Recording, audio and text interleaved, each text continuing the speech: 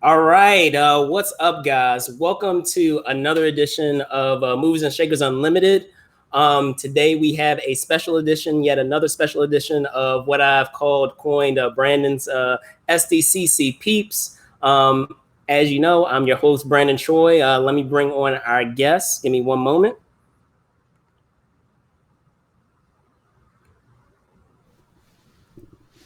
Bring on Clint Morris. What's going on, man? Hey man, how you doing? I'm good. I'm good. So as I said, this is a special edition episode for Comic Con peeps. For those that have been following and keeping track, next week we will have San Diego Comic Con. Mind you, you won't have it in person, but we will have a virtual edition, Comic Con at home. But the reason for putting on, these special edition episodes is I wanted to highlight, the communal aspect of Comic-Con, the fact that, while it's great that, you're able to, check out some great announcements, check out some great panels, get some cool swag. You are also able to develop, some, great relationships, some great friendships, out of that time that's spent there that week. Let's be honest, even though it goes from Wednesday to Sunday, we'll just, you might as well just say a week. It feels like a week, yeah. Yeah. It feels like that. Yeah, definitely. So let me give an introduction to Mr. Morris here. Me and Mr. Morris, we go back, and I actually had to look back through the history. Like, we go back, I want to say it looked like it was 6 years with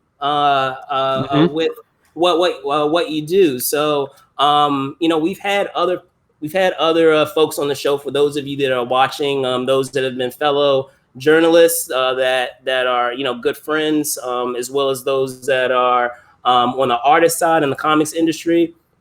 But Clint falls in a different category. He's in publicity, so we collaborate on a lot of things over the years. So it's great to actually have you on, because I feel like we've had a longer relationship on social media than we actually have had in person. But mind you, still, it's been a great collaboration over that time. So thanks so much again for coming on.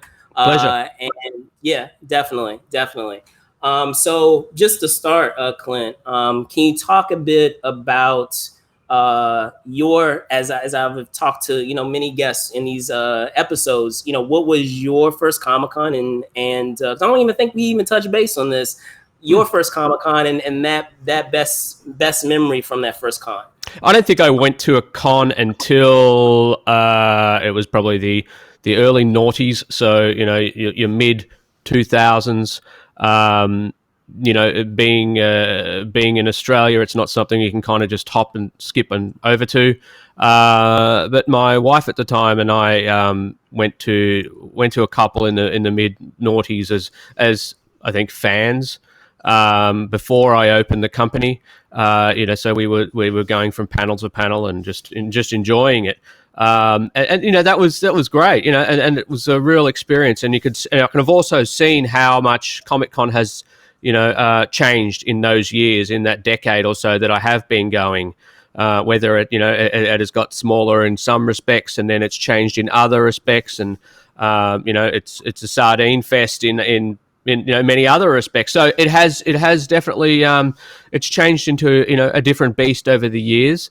Some things are gone, some things have been introduced, but I'm sure you've noticed that too. That it is a lot of the. I think a lot of the folks that we talk about our peeps. A lot of the folks that we used to catch up with, at Comic-Con, have all moved on from Comic-Con.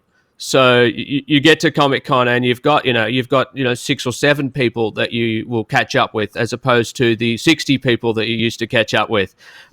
Makes it more manageable, but at the same time, what's happened there. But I'm looking forward to this virtual one. I mean, it's the first one that we haven't had to wear pants for, so that'll be pretty good. Yeah, that'll be interesting. Definitely. The only question I have is, how does a person stab another person with a pen in Hall H virtually? That's going to be hard. Yeah, that is a great question. I do, recall that was. I'm trying to remember when that was. That was 2010. Yeah, because there was a lot of buzz in Hall H because there was a buzz about something happening with a certain little team known that's with the MCU, their first appearance as a group. So yes, I vividly remember, that year, definitely. And they brought out Harrison Ford, didn't they? After with the stormtroopers, as he was the culprit. I didn't know it. Yeah. I didn't know. Yeah. But with that in mind, what I know you said that history, channels back to that time. Was there a moment from that year for you that you recall? I know we were just talking about 2010. Look, getting stabbed by that pen is probably the most memorable moment for me. I still have the scar, but otherwise, look, no, it was. I think it was just a good year for movies. You've actually, I think you would have noticed the difference too. Is that over the last couple of years we've seen, a lot of studios kind of ditch Comic-Con to do their own thing. Definitely. So there's been that, and back then, everyone kind of used Comic-Con as their launch pad. So, it's become the streaming network of Comic-Con, of cons where people are now going. Whoop. So, but still, there's a lot of people in there, and enough people to stalk, and enough autographs to beseech. So, I think it's still a blast to go to, and especially when you are on the other side, and you can get a little bit more access to people, and you can rub butt cheeks with Tom Cruise, and why not? It's worth the 3 or 4 days every July. Definitely. And I will pull up a comment real quick from one of our fans here, Simone. Did he get stabbed purposely or by accident from someone? No, Sylvia, he did not. It was a situation that happened, unfortunately, to another attendee that year, but it was a major thing that happened in Hall H back in 2010. I am being a smart ass, as they say. Still with that being said, as I commented on at the top of the show, your area expertise is publicity. I'm well versed with what you do with October Coast, but for those that are watching now, can you talk a little bit to that? We annoy you until you cover something. That's it. No, we're basically a PR firm, largely based in Burbank. We're a team of say 5 or 6. I own the company. I am based, I guess you could say, between each pond, traveling back and forth. My role has kind of transitioned into more of a CEO role of looking over everything, but my PR team will pitch, interviews, reviews, land clips, place trailers, get release announcement blasts out there for all sorts of film and television series. Each and every month we probably do about 15 films and series a month. We try and cap it at that so it's manageable, and that everyone gets their time in the sun that way. We're not going to neglect them. We're not in the collection business.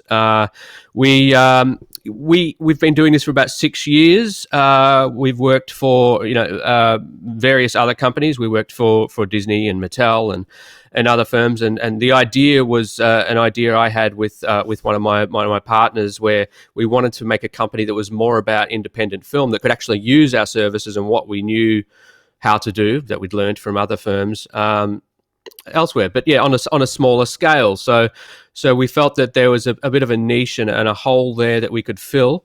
And hopefully we've been able to do that. We're independent filmmakers and actors that really need a firm that gives them kind of a studio level push can come, not be taken advantage of financially, and also get a nice wave of press for their film. And hopefully, that's work. We've won awards. We've broken a couple of sales records, and we only seem to be on the up and up each year. So hopefully the name is likable. Is the reputation is good, and people like us. And no, we haven't been stabbed with a pen yet. And I do we get pretty pestery with critics and so forth. We will kind of come back. They'll say no, sorry, haven't got time to cover that, and I'll go, well, please. What if we say please? Can that help? And then actually, Brandon didn't even want to interview me for this. I had to come back 4 times and beg to be on the show. He's finally let me on. Thank you, Brandon. lies but no, man. With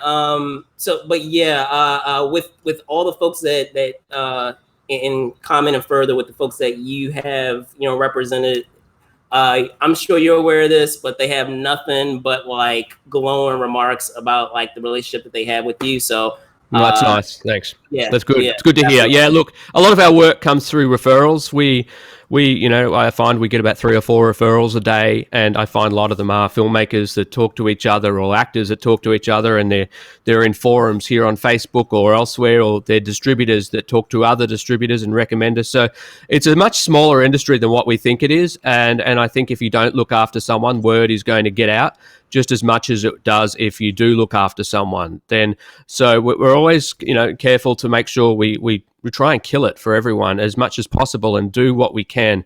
So we will definitely try and do our job in terms of, we will get you everything we possibly can and make sure we hit as hard as we can. I mean, it's over to the film and the series, obviously, and the audience at the end of the day, and hopefully people rent or buy that film or click onto that series on Amazon. But we always, assure to guarantee, and in terms of bringing the awareness, we will be the bringing the awareness party, and hopefully people stay and dance. Absolutely. Now, hopping into Comic-Con itself, with this virtual edition of it being at home. Just like you said, you started going as an attendee, as a fan. But that has obviously since changed, and you discussing what it is that you do now. So I'm curious, what is that going to look like? This at home edition going to look like for you? Because sometimes a lot of times what you're involved in with your clients, sometimes it overlaps with Comic-Con in some years, and sometimes it doesn't. So on a fan end, and even from a publicity end, what is that going to look like this year with the at-home edition? Yeah, look, it's interesting because Comic-Con is largely a networking thing for many of us. It is a chance for us to go catch up with the media, catch up with other companies on the floor, pitch them. So we might spend those 4 days booking in meetings with people to try and pitch them our services, knowing that other filmmakers are there, comic book artists, video game artists, and so forth. We will try and catch up with them for interviews over those 4 days, so we can pitch them our services and try and get them on board OC. At other times, we have actors or filmmakers there with a film, so we will be there helping them with that. Or as is the case last year, we had a graphic novel that was there, so we were promoting that and on the ground floor, and passing out hardcovers and things like that, but also lining up press for those writers and so forth. So as I said, a big part of it is the physical part of it, is the actual being there in the networking and the catching up with people to pitch our services and so forth. So this virtual thing, I don't know how it's going to work for us. Look, I think it'll be more of an experiment, and in terms of if it works, maybe we'll see it happen more. Maybe we, as publicists and filmmakers and distributors, can get on board and do some more things in the coming years. But I think this year you'll see a lot of us kind of sitting back and just watching and seeing how it works, seeing if it comes off. seeing if they do, manage to stab anyone through the screen with a pen. Look, it's going to be an interesting one. I'm going to be definitely, catching a couple of panels and so forth. I'm disappointed there isn't the ALF panel, the reunion panel. That would have been pretty good. But there's some good ones coming up, and I've gone through my schedule. I've checked out what's worth tuning in for. I see there's a Constantine one and a couple of other things, and of course, Keanu and Alex Winter will be there for Bill and Ted, and or they'll be here in our screens. It's good that those that are are A-listers that are happy to come on board and do those things. That's fantastic that they're willing to do that, and basically I assume Zoom in or be on YouTube Live or whatever they're going to do. Very cool. And to the rest that said no, well, we've got 2 words for you, and I can't say them here. But yeah, man, it's going to be interesting. So I mean, I guess this time next week, or we'll have a better idea. Absolutely. It's definitely been fascinating to kind of, see how things have played out where not just with what they're doing with the programming, whether it is, I understand that a lot of it's going to be pre-recorded. There will be some, I guess, live components of it. But it's been interesting in seeing, who has been a part of it and who has backed out and decided to kind of do their own, thing. And also seeing what it may potentially result in going forward, because maybe based on how they see observe how this At Home edition goes, and even with the other studios, what they do with their individual events, how it goes, we may see a change in the overall structure of Comic-Con itself. So I'm very fascinated to see what happens in each of those events, and how it turns out and how it will affect things going forward in the future. Definitely, it makes it more accessible in some respect to the rest of the globe, doesn't it? That they can participate in this, not have to find those hefty airfares and hotels, and they can be a part of Comic-Con for once. And I assume this will be a lot of people's first Comic-Con online, so they're going to want to try and pretty it up and make it as slick as possible to give them some sort of experience. Those that have been to the physical one for a number of years, like us, will probably notice that this isn't the same old thing, and where's our drink, it's that's cool. That's cool that the guy that can't afford to go and wouldn't normally go and probably won't ever plan to go gets to experience some kind of con. So for them, next weekend the con is on, I guess. Yeah. And it'll be interesting too, because in that same regard, I have some friends that this would have been their first Comic-Con. They were like all revved up to go, like this to be their first time, and it's thankfully that they're able to transfer those badges to be used for next year, so they can still quote unquote experience their first in-person con, should we have it. But it's still a bummer. I feel for them, because it's a bummer that they weren't able to do it firsthand this year, and they still have to wait another year to. I know a couple of people too that this was their first year, and a couple of international people that they had snap up badges and they were pretty excited about it all, and then this happened to them, and they're all under the impression that it's all good, they transferred it to next year, but looking at those headlines, man, I don't know what's going to happen next year either. I mean, we could be sitting here having a virtual one again, and they're talking, I mean, even on the international scale, they're talking about not opening the borders, say in Australia and other countries, for 2 years. So that's I can't see a Comic-Con wanting to go ahead, or any market, any film festival, any large international gala wanting to go ahead in the next couple of years if it's just opening to the locals. It'll be a Khan live from Facebook, basically. So You know, we welcome everybody, and yeah, it'll be a whole different experience. But you know, it's a scary time, man, and a very unpredictable time. And I'm interested as much as you are to see where things go after this. You know, will we?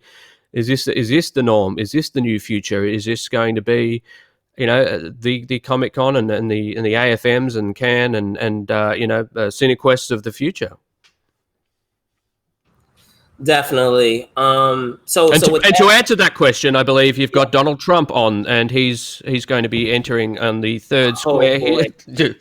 oh boy, whoo. But with that being said, with the history that you have with Comic Con, you know, I've been asking many of the guest hosts that I've had on with these special edition episodes, and it's always been interesting to see, you know, what the response and what the answer has been. But for you, I feel like it might even be trickier because you're thinking of it in terms of both times, or say both eras that you went, because it was a different experience. I'm sure each time attendee going as, you know, a pro, going as a publicist. So what would you say is your best Comic-Con memory? Look, I think last year was pretty solid. I think there was some cool. Look, I had a lot of fun last year. It was a really busy one. It was a lot of work on for us. You know, we were at that stage where we were, as I said, handling clients and so forth. But there were some killer nights there. I think you know, just getting to, you know, have a drink and sit around a fire with you know, the cast of some of our favorite TV shows and things like that is you know, money can't buy kind of experience, you know, which we get to do on the professional side, you know, and just it's great to not only get to talk to these people, you know, on a even level, you know, just that you know, to hear about their experience. But I enjoy that part, that social aspect of it all, and I think that was probably last year was a highlight. And you know, it's interesting to think of, you know, the stuff that we were doing last year compared to now. I mean, all huddled into these parties and you know, heck, we saw each other going into a party, didn't we? And when we greeted each other and we gave each other like a hug, man, it was just like exciting. Now we'd be like giving a high five. The thing that's surreal about that, I was going to say the thing that's surreal about that is that was the first physical time, even though, like, as I said, we have been in contact for years. That's the first physical time we have met actually face to face. Even though we had correspondence for years and had a rapport with each other back and forth with you know, with what you do and what I've been doing and collaborating on those things, it's surreal because, as I said, first in time, or say in person introduction or interaction that we had. So that I think I heard it. Oh my God, it's Clint Morris. You know. Yeah, man, it was great, and just a pity you couldn't get into that one. You know, we could have we could have had some fun, but I know you went into some other ones that you know, I wasn't at. So we'll have to share those experiences sometime when we catch up in the flesh as a physical Comic Con in 2029. Definitely, man, definitely. So Clint, man, thanks so much for coming on, man. It's first time on the show. By all means, you are welcome back anytime. Really? Awesome. Folks, yes. Tell folks where they can find you. My address here. You want okay. No, I've got enough stalkers. You can find the company at octobercoastpr.com. You can email me at ceo@octobercoast.net. You can see my unfunny jokes on Twitter at Clint O Coast. Or I'll be here every Saturday with Brandon, and you can just drop in. We'll look forward to hearing from any filmmakers or actors or distributors out there that are looking for PR. And look, this year is a great year for the silver lining of this year, Brandon, is that a lot of independent releases are getting super coverage. There's a real spike in coverage for independent releases. You know, outlets that wouldn't have otherwise covered smaller films and smaller series are now getting covered. So by all means, it's time to do a campaign. Come check us out. All right, there you guys have it. Again, this has been a special edition episode of Movers and Shakers Unlimited, another edition of Brandon's SDCC Peeps. Thanks so much, Clint, for being on. You can find us on Facebook, obviously, which is what you're seeing now. You can find us also on Twitter at Move and Shake UNLTD, Instagram, Movers Shakers Unlimited. You can find me on Twitter at Brandon Troy ENT, and you can find me also on Instagram at Brandon Troy _ENT. So there you guys have it. We will have some additional special edition episodes, so be on the lookout for it going into Con Week next week. So be on the lookout for that. There will also be our standard, shows with exclusive interviews with some great guests. So be on the lookout for that as well. Otherwise, be safe out there. Thank you guys so much for watching, and see you soon. Bye.